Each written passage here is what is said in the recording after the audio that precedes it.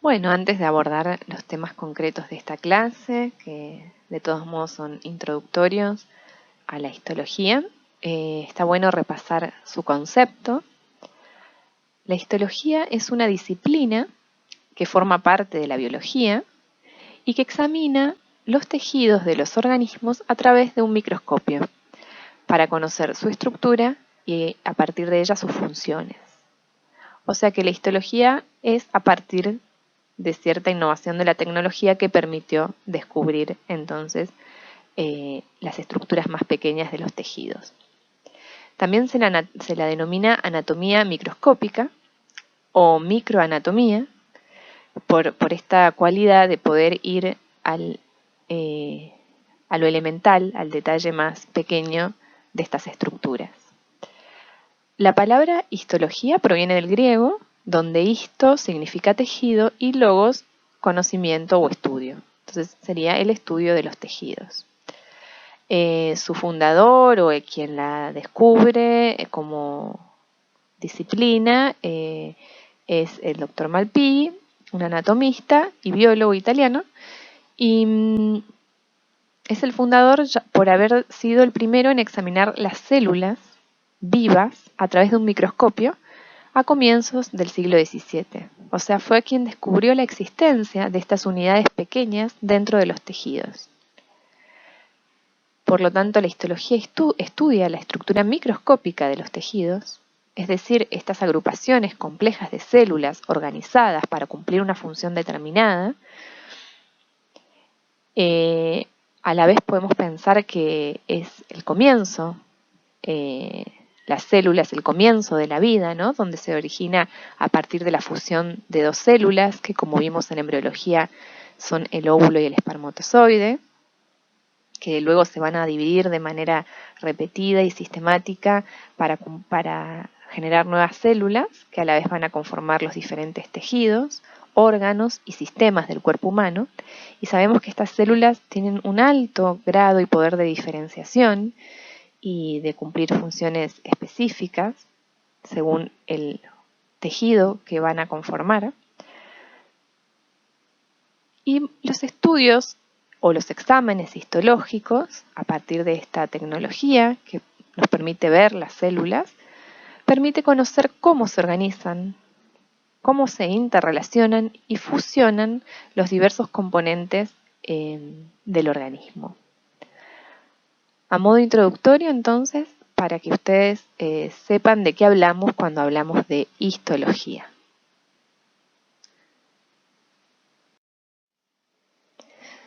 Bueno, como venimos diciendo, las células son las unidades estructurales y funcionales básicas de todos los organismos multicelulares.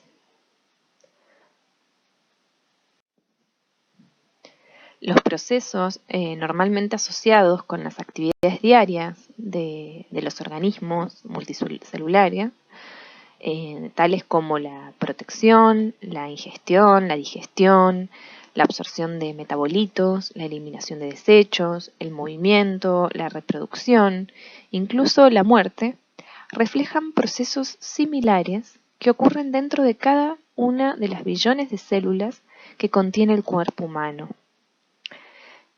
En su mayor parte, los distintos tipos de células emplean mecanismos similares para sintetizar proteínas, transformar energía e incorporar sustancias esenciales dentro de la célula. Utilizan las mismas clases de moléculas para producir la contracción y duplicación de su material genético de la misma manera. Si bien entonces tienen componentes similares, todas las células del cuerpo en cuanto a estas funciones que decía recién, las funciones específicas de cada célula se identifican con los componentes estructurales y los dominios distintivos de las células.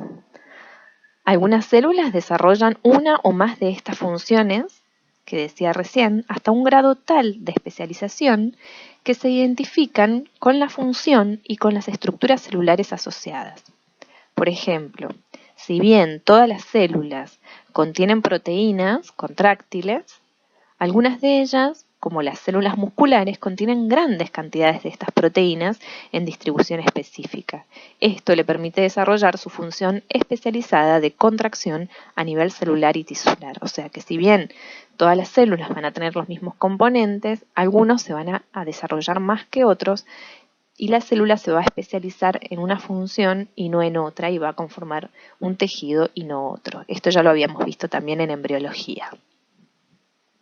La mayoría de las células se especializan, o sea, se diferencian para realizar una o más actividades específicas con gran eficiencia. ¿Se acuerdan cuando hablábamos en embriología de determinación y diferenciación? ¿Sí? Son procesos celulares muy específicos que hacen que una célula sea una cosa y no otra, a pesar de tener la misma composición básica. La actividad o función especializada de una célula se refleja no solo por la presencia de mayor cantidad del componente estructural específico que desarrolla, sino también por la forma de la célula. O sea, las células van a ir cambiando de forma según su función, por su organización respecto a las otras células y por sus productos, por lo que genera dentro de la célula. El propósito entonces de esta clase es examinar estos componentes estructurales comunes a casi todas las células y no vamos a ver la diferenciación en estas clases, sí en cada tejido en particular. Podemos decir que a grandes rasgos las células se dividen en dos compartimentos principales. Uno es el citoplasma y otro es el núcleo. Si acá vemos en la imagen, que ya vamos a ver con más detalle las partes de la célula, podemos ver dos grandes porciones. Una es el núcleo, todo lo que está en azul, que contiene el nucleolo, y la otra gran parte es el citoplasma, que por supuesto está todo contenido por la membrana celular. El término que ustedes pueden escuchar, protoplasma, se aplica a ambos componentes. Cuando uno habla de protoplasma, habla de los componentes que están tanto en el núcleo como en el citoplasma. El citoplasma y el núcleo tienen funciones bien diferenciadas, pero por supuesto que actúan en conjunto para mantener la viabilidad celular y contribuir a la viabilidad de todo el organismo, de todo el conjunto. Bueno, entonces vamos a empezar hablando del citoplasma en la próxima diapositiva y cómo está conformado y qué funciones cumple a nivel general. Bueno, vamos a comenzar entonces por el citoplasma, que es lo que podemos encontrar en esta imagen en azul o celeste, y todo lo que contiene el citoplasma excepto el núcleo, por supuesto, que es la otra estructura fundamental que vamos a evaluar. El citoplasma contiene organelas e inclusiones en la matriz citoplasmática. Entonces tendríamos que poder definir lo que son organelas, lo que son inclusiones y lo que es la matriz citoplasmática.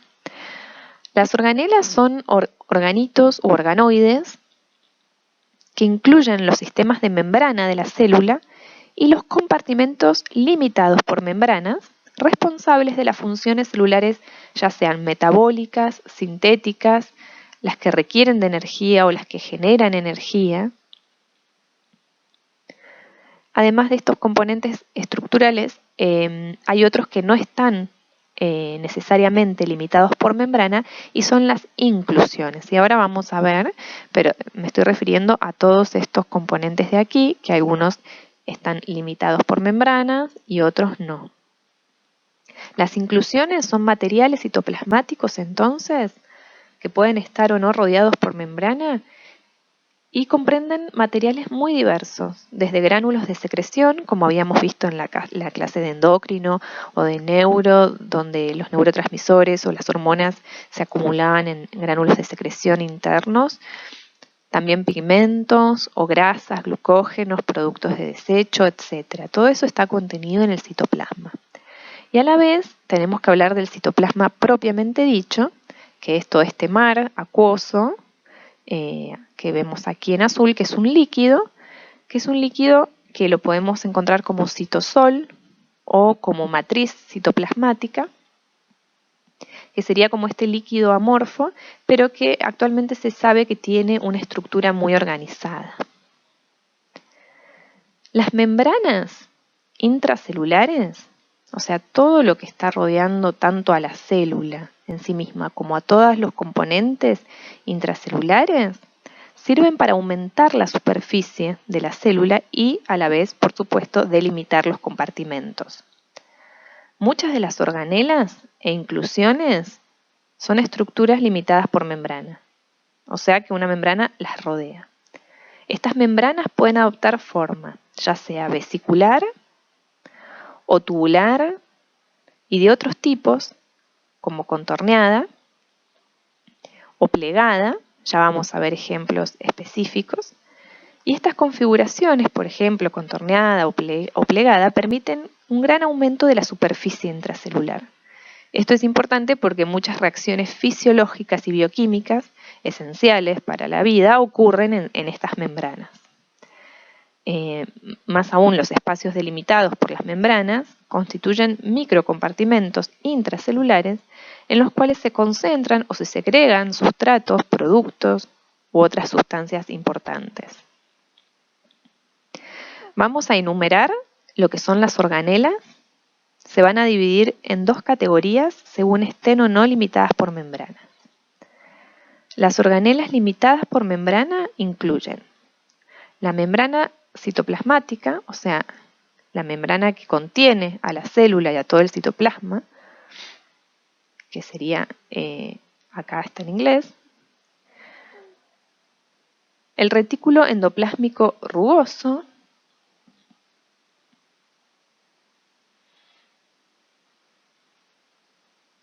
aquí lo vemos, el retículo endoplasmático liso,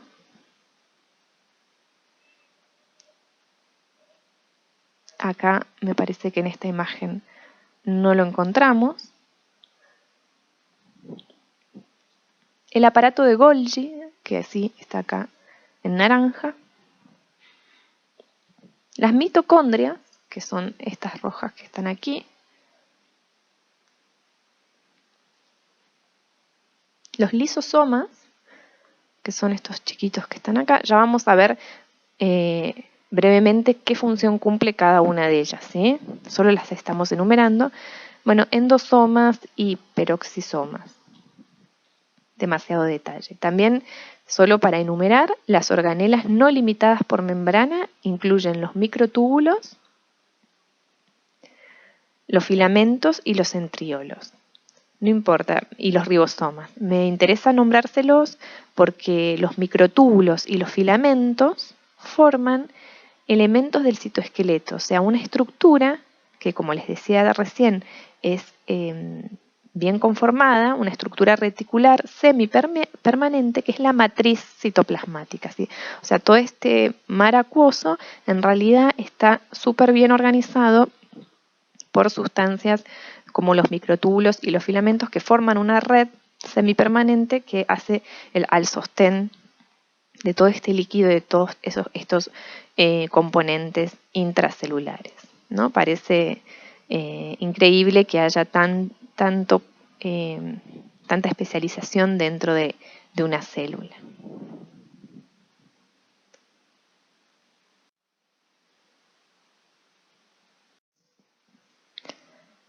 Bueno, dentro de los componentes del citoplasma es necesario abordar a la membrana citoplasmática o membrana celular. Acá solo tenemos un corte de los componentes de la membrana. Podemos decir que la membrana citoplasmática es un descubrimiento más reciente porque no podía ser vista por el microscopio óptico, sí por el electrónico, entonces su estructura no se conoce desde hace mucho tiempo, pero sí se sabía que había algo evidentemente que contenía a la célula, a la estructura celular, y que también la unía o la conectaba con otras células. Se sabía de su existencia, pero no se podía ver ni evaluar con detalle.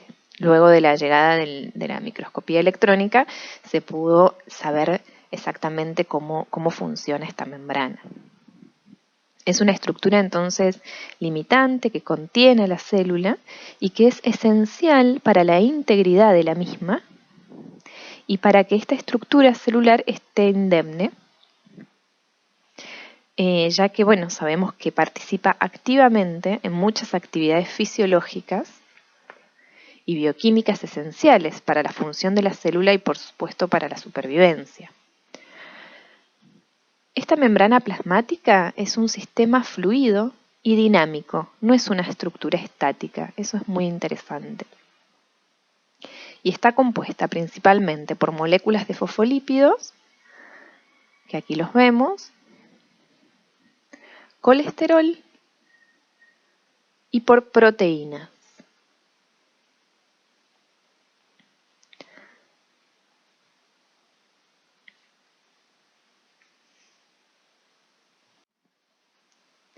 Las proteínas integrales de la membrana tienen importantes funciones en el metabolismo, la regulación y la integración celular.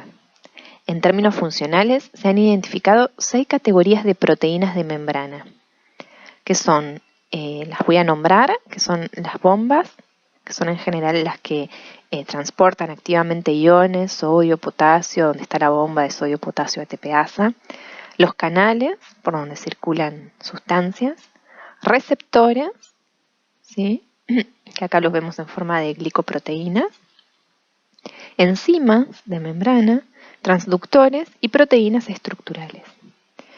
Estas categorías no son mutuamente excluyentes, puesto que una proteína estructural de la membrana puede al mismo tiempo actuar como receptor o como enzima o como bomba o una combinación de ellos. Las proteínas integrales de la membrana se mueven dentro de esta doble capa lipídica, ¿sí? Esta capa de colesterol y de fosfolípidos. Dentro de esta bicapa lipídica, las proteínas se mueven y circulan.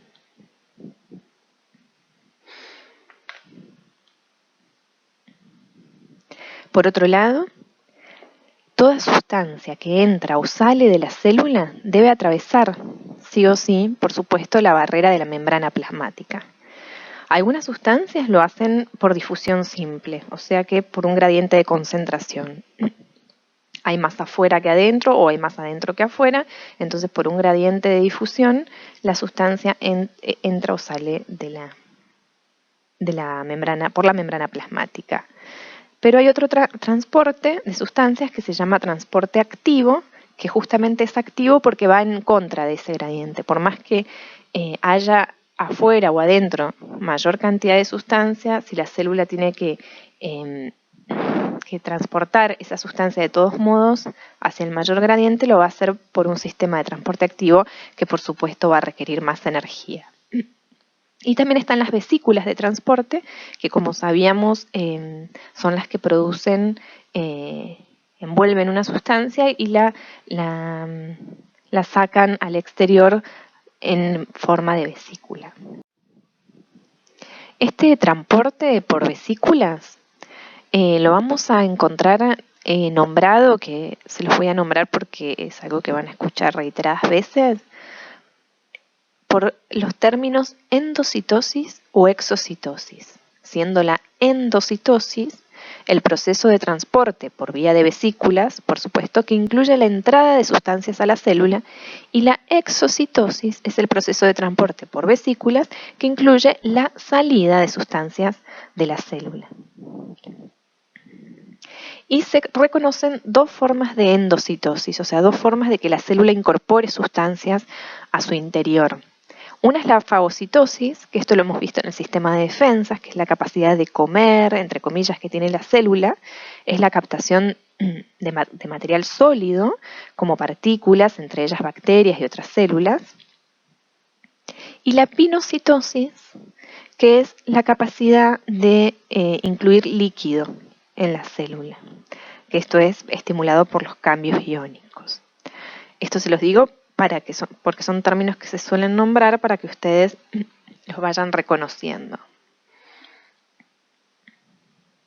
Y también es necesario nombrar dentro de las funciones de la membrana citoplasmática que también ella sirve de interacción entre las células adyacentes, ¿sí?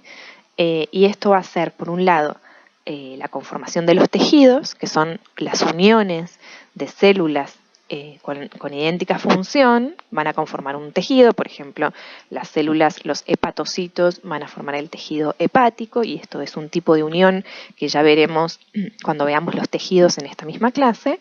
Y por otro lado, hay uniones que permiten la comunicación entre los compartimentos citoplasmáticos de las células adyacentes, y estas uniones las vamos a encontrar como canales de membrana que se denominan nexos o uniones con hendidura, que son uniones proteicas. Acá podemos ver, no está nombrada, podemos ver un canal o una unión en hendidura, que son proteínas que se unen entre sí para formar un canal.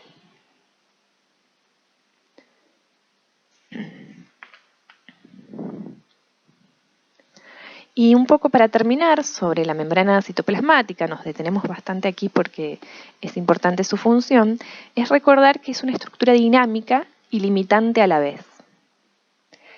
Participa de las actividades funcionales y metabólicas de la célula, o sea, no es un compartimento estanco, y sirve como barrera selectiva entre el interior y el exterior de la célula, lo que le permite a esta última mantener un ambiente intracelular distintivo, diferente del medio extracelular. Hay porciones de la membrana plasmática que se recambian continuamente. La membrana abandona la superficie celular bajo la forma de vesículas, de endocitosis, como ya vimos. Hay porciones de la membrana que se agregan a la superficie celular por fusión de vesículas con la membrana plasmática de otra. Y también la membrana plasmática va a participar en la formación de varios tipos de nexos intercelulares.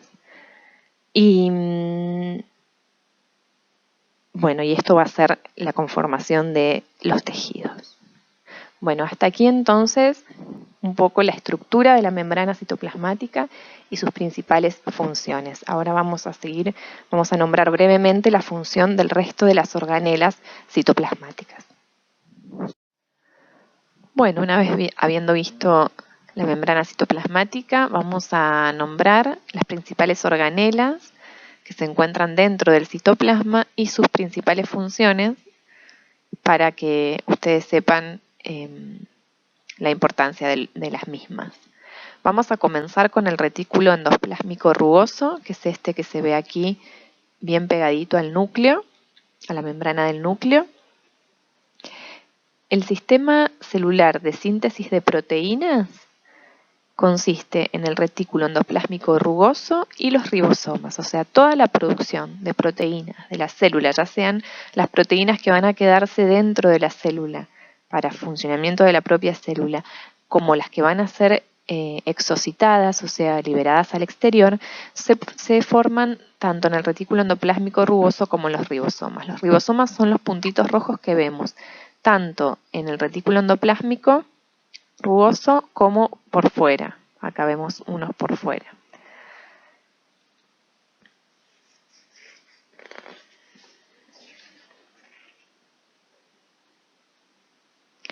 Los polisomas, o sea, todos los ribosomas del retículo endoplásmico rugoso, sintetizan proteínas para ser exportadas de la célula, pero también proteínas integrales de la membrana plasmática.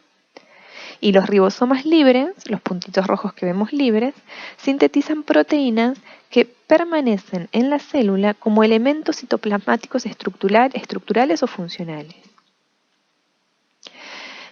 La importancia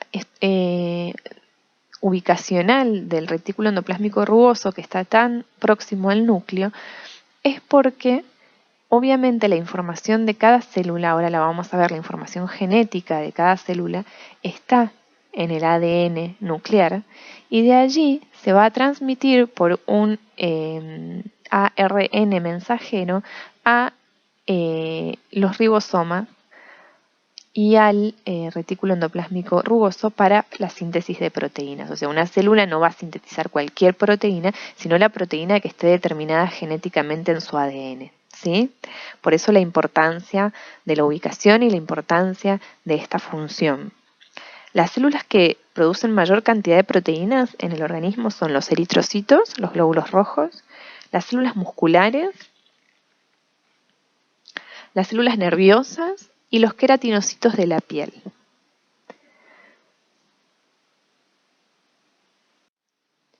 Por otro lado, el retículo endoplásmico liso, que es este que vemos aquí en verde, está formado por túbulos cortos que están anastomosados, o sea, están unidos entre sí, pero no están asociados a ribosomas, a diferencia del rugoso.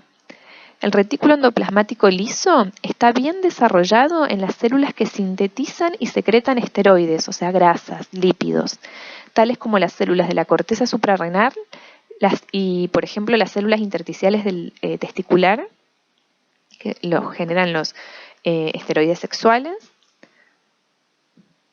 A la vez, el retículo endoplasmático liso es la principal organela que interviene en la desintoxicación de fármacos y en la conjugación de otras sustancias nocivas. O sea que es una parte primordial de la célula que está súper bien desarrollada, por lo tanto, en el hígado, que es el principal órgano de desintoxicación. Y va a estar involucrado también el retículo endoplásmico liso en la absorción y metabolismo de los lípidos, en el metabolismo del glucógeno y en la formación y el reciclado de membranas. O sea, observen la importancia de estas pequeñas organelas u organitos que están dentro del citoplasma celular. Continuamos con el aparato de Golgi, que es este que ven ustedes aquí en color azul. Las funciones principales del aparato de Golgi es el empaquetamiento y distribución de las proteínas secretadas por las células. O sea, las proteínas, por eso se encuentran muy cerca al núcleo, muy cerca del retículo endoplásmico rugoso, ya que va a tomar las proteínas que de allí surgen para luego distribuirlas, como dice aquí, empaquetarlas o distribuirlas para la exocitosis. Es muy activo en las células secretoras de proteínas por exocitosis y en las células como las neuronas, que sintetizan gran cantidad de membrana plasmática y de proteínas asociadas a la membrana. O sea, está visto que el aparato de Golgi tiene, además de ser el distribuidor o empaquetar y distribuir las proteínas, también tendría funciones vitales en la síntesis y el recambio de las membranas plasmáticas o citoplasmáticas que ya vimos. Bueno, tiene dos caras, una cara convexa cercana al retículo endoplásmico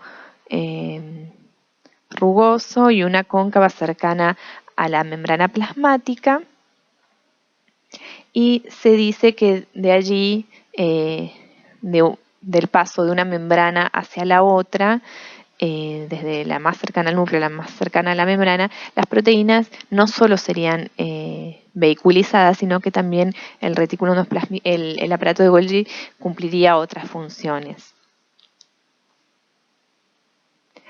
Estas funciones pueden estar relacionadas, como decía recién, por la síntesis de la membrana citoplasmática y el reciclado de estas membranas a lo largo de la vida de la célula.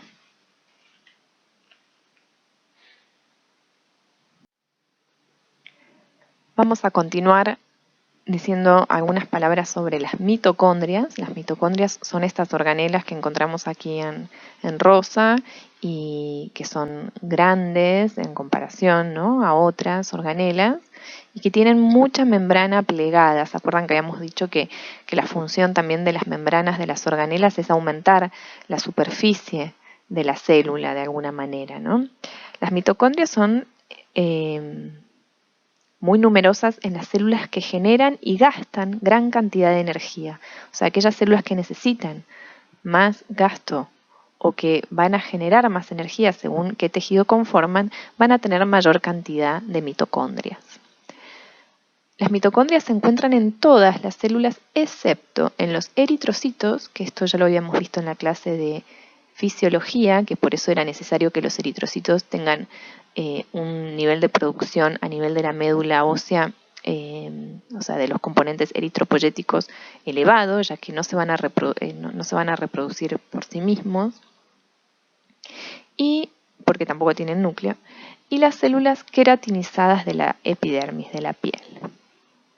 La cantidad, la morfología y la estructura interna de las mitocondrias va a ser característica de cada tipo de célula. O sea, no vamos a encontrar la misma mitocondria en una célula de un tejido que en otro.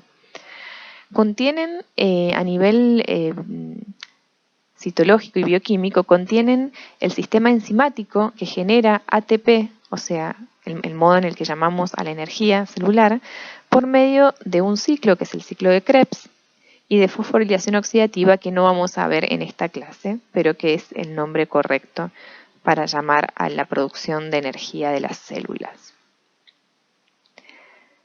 Y por último, me gustaría decirle algunas palabras sobre los lisosomas, que acá lo encontramos, un lisosoma muy cerquita del retículo del aparato de Golgi, perdón. Los lisosomas son las organelas digestivas de la célula. Los que están cerquita del aparato de Golgi, como este, los llamamos lisosomas primarios y contienen todas las enzimas empleadas en la digestión celular. Estas enzimas que contiene el lisosoma están adaptadas para actuar en medio de pH bajo, o sea, el pH va a ser inferior, va a ser ácido, que se crea dentro del lisosoma. Y participan en la digestión de sustancias y microorganismos extracelulares que son incorporados a la célula por endocitosis y en la digestión de otros componentes celulares de la matriz citoplasmática por medio de una forma llamada autofagia, o sea, también va a digerir sustancias que la célula ya no necesite. Bueno, hasta aquí las principales organelas que me parece que son importantes que ustedes sepan, conozcan sus principales funciones y que sepan distinguirlas unas de otras.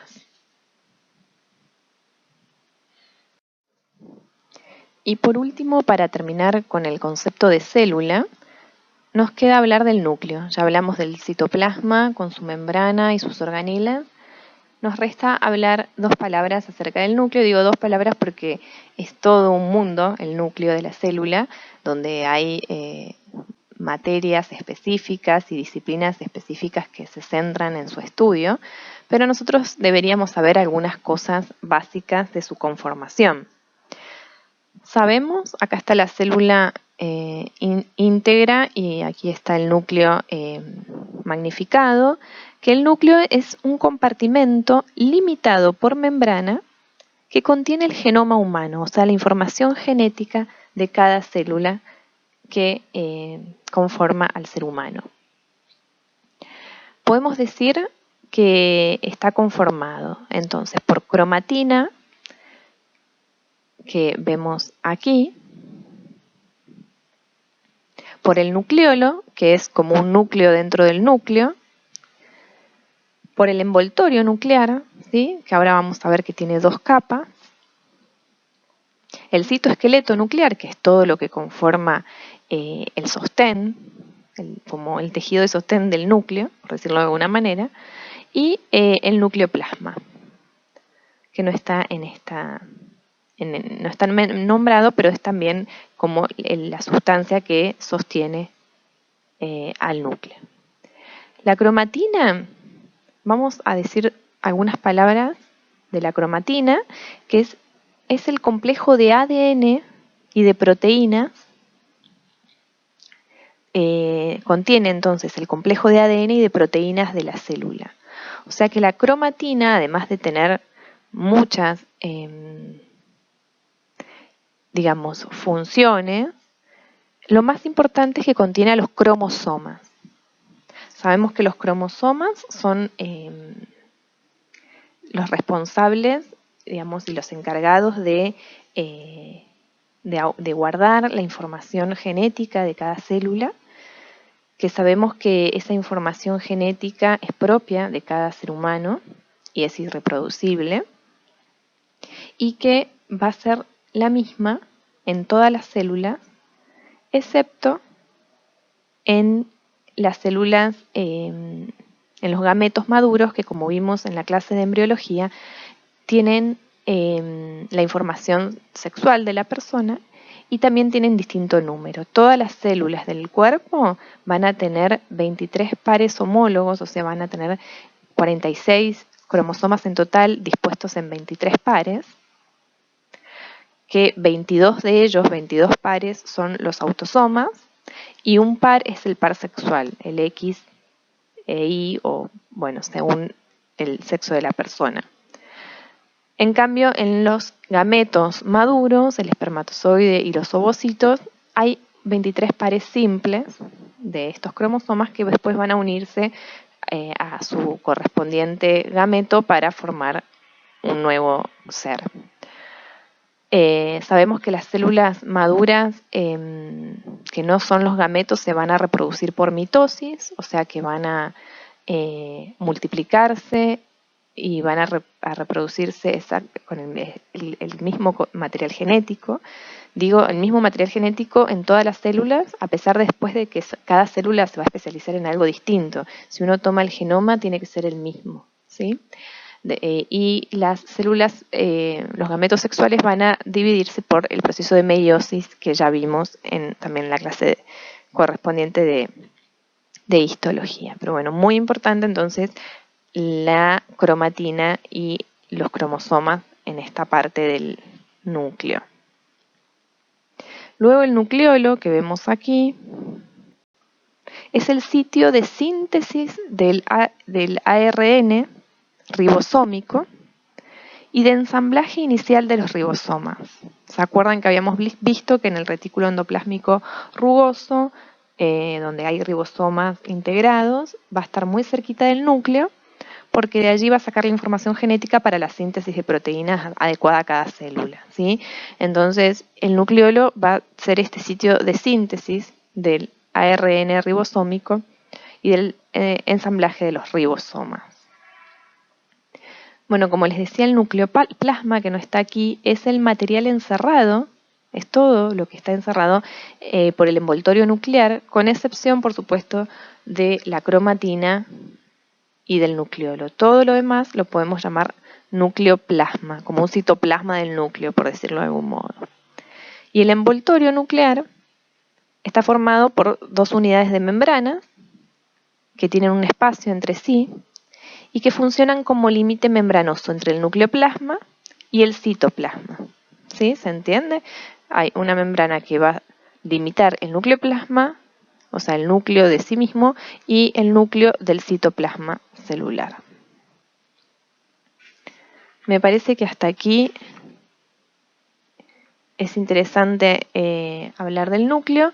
Cualquier cosa ustedes pueden profundizar, pero es lo que es necesario para ir entendiendo la conformación de los tejidos que ahora vamos a ir viendo.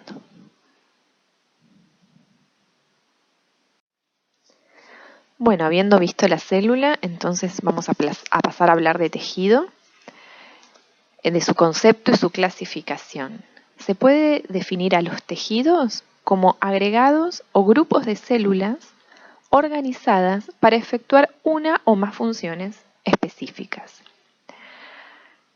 Si examinamos, como es el tema de esta materia, la estructura del organismo con el microscopio, va a resultar de inmediato evidente que las células y las sustancias extracelulares que componen los distintos órganos representan modelos organizados, reconocibles y muy característicos de cada tejido.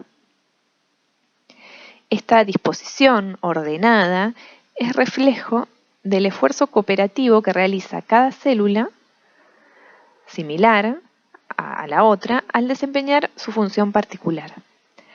Digamos que cuando se habla de un conjunto organizado de células que funcionan en forma colectiva, se alude a un tejido.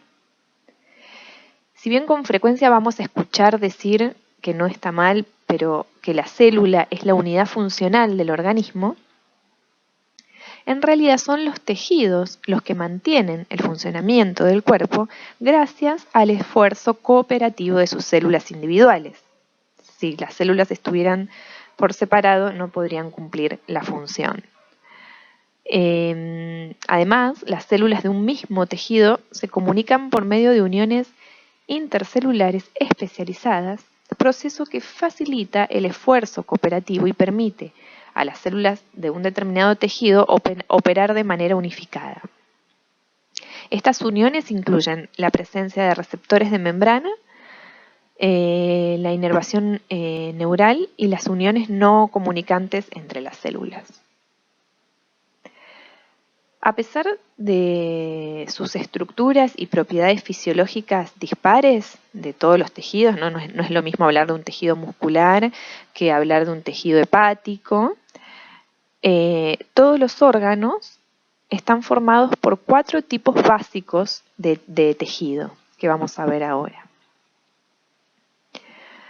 O sea que, a pesar de las variaciones en el aspecto general, la organización estructural y las propiedades fisiológicas de los distintos órganos del cuerpo, los conjuntos celulares que los forman se reducen fundamentalmente a 4 tejidos básicos. O sea, por más que estemos hablando del corazón o del tubo digestivo, vamos a encontrar tipos de tejidos básicos o fundamentales que forman las diferentes capas del órgano. Tenemos el tejido epitelial o epitelio, lo pueden escuchar, que recubre las superficies, tapiza las cavidades y forma las glándulas del organismo, ¿sí? Recubre las superficies, por ejemplo, del estómago, tapiza las cavidades, por ejemplo, del intestino y forma las glándulas. El tejido conectivo, que subyace, rodea y sostiene los otros 3 tejidos básicos, o sea, es estructura y función, el tejido conectivo. El tejido muscular, que está compuesto por células contráctiles y es el responsable de los movimientos en general del órgano y del cuerpo y de sus partes. Y por último, el tejido nervioso, que recibe, transmite, integra la información del interior y del exterior del organismo para controlar las actividades del cuerpo y de sus partes. Sabemos que todos los órganos y los tejidos del cuerpo están inervados y reciben y envían información de su estado. Bueno, vamos entonces a hacer una diapositiva para cada tipo de tejido. Vamos a comenzar por el tejido epitelial. Acá una foto ilustrativa donde tienen los 4 tipos de tejido que nombré recién. Y recuerden recordar sus funciones.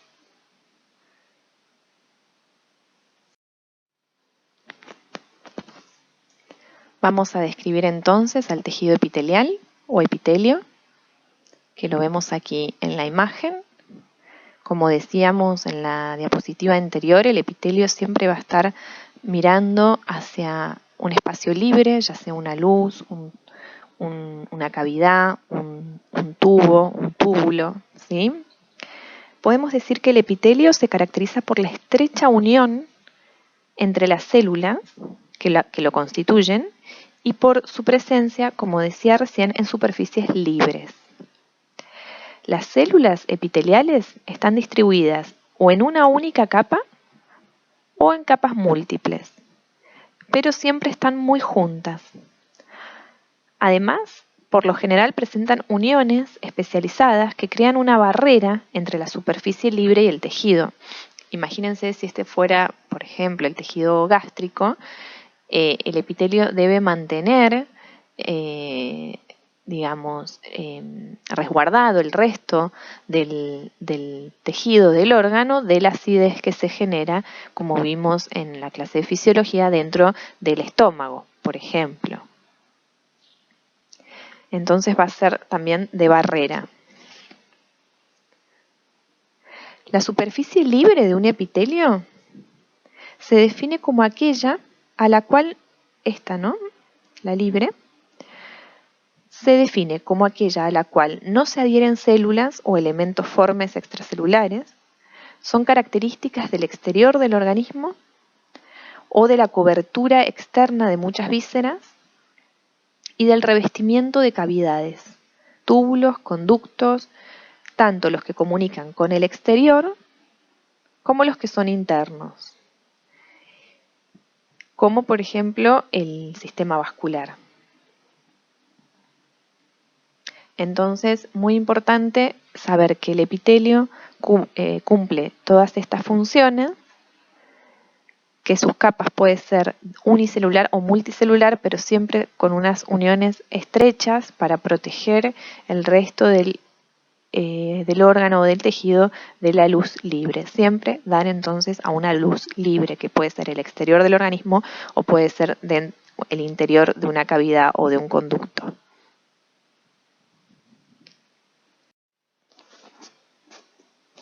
Por otro lado, el tejido conectivo se caracteriza de acuerdo con el material extracelular presente.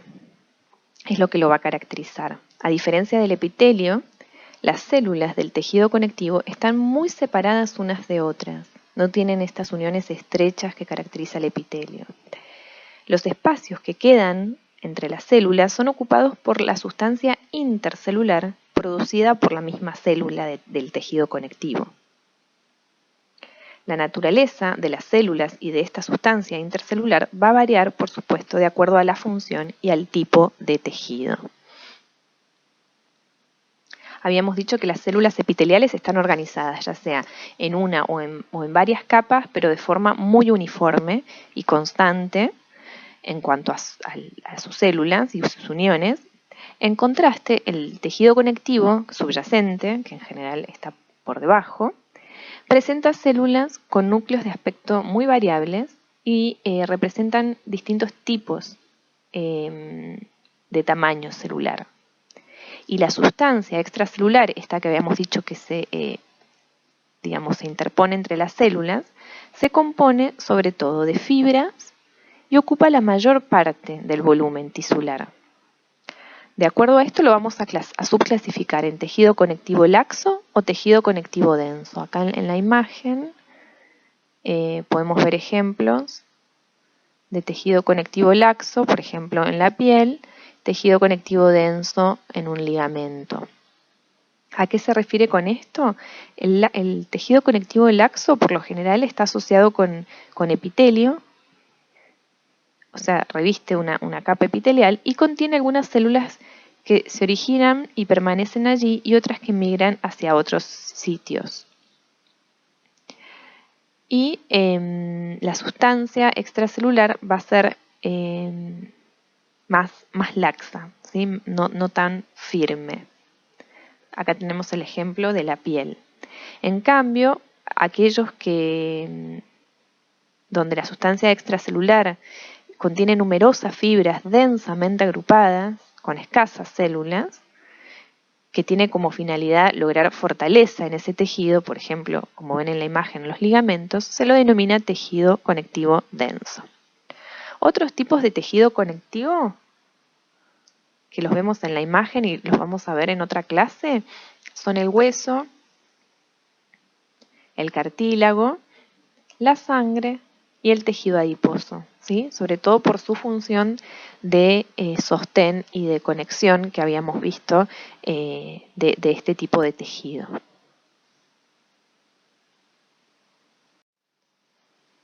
Seguimos por el tejido nervioso, el cual se compone, por supuesto, de células nerviosas, las llamadas neuronas, y de varios otros tipos celulares de sostén asociadas que vimos ya en la clase de fisiología, que son las células de la glía. ¿Sí? O sea, van a haber muchas células de sostén entre las neuronas.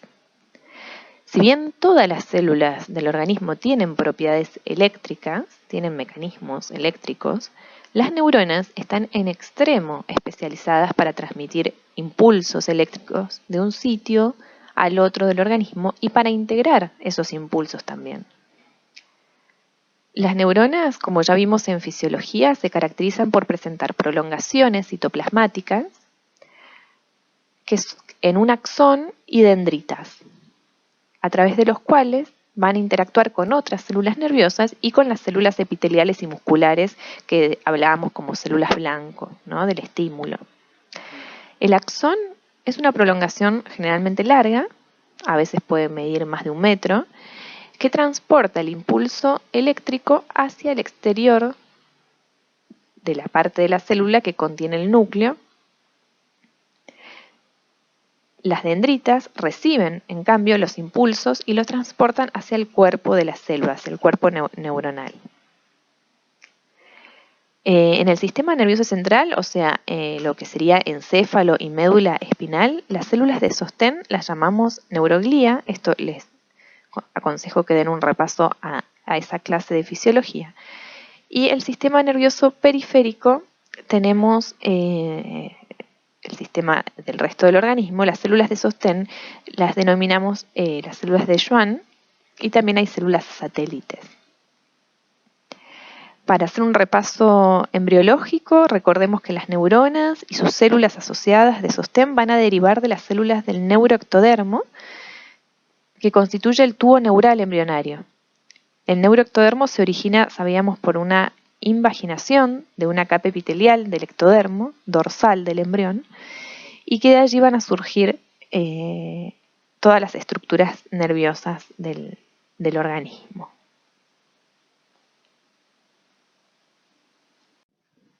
Y por último llegamos al tejido muscular. El tejido muscular se divide en categorías de acuerdo a una propiedad funcional básica del mismo, que es la capacidad de contracción de sus células.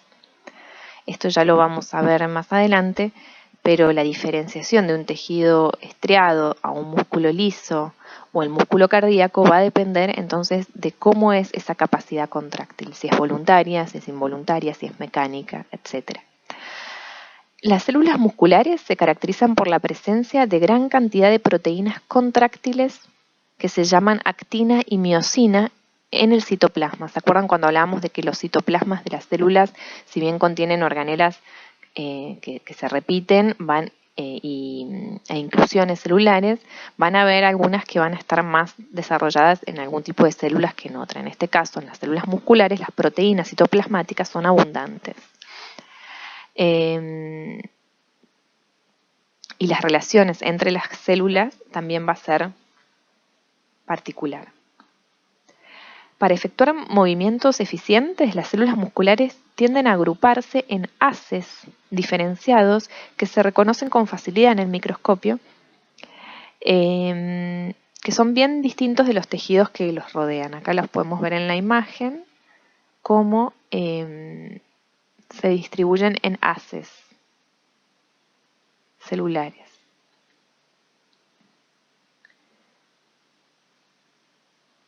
Aunque la morfología y la distribución de las células puede ser distinta en los tipos particulares de músculo, como habíamos dicho, no va a ser la misma en el músculo liso, el esquelético o el cardíaco, sí, todos los tipos musculares comparten la característica de que la mayor parte del volumen citoplasmático se compone de las fibrillas proteicas contráctiles actina y miosina. Bueno, hasta aquí entonces hablamos de las células de modo lo más genérico posible y del tejido de modo genérico también en lo posible.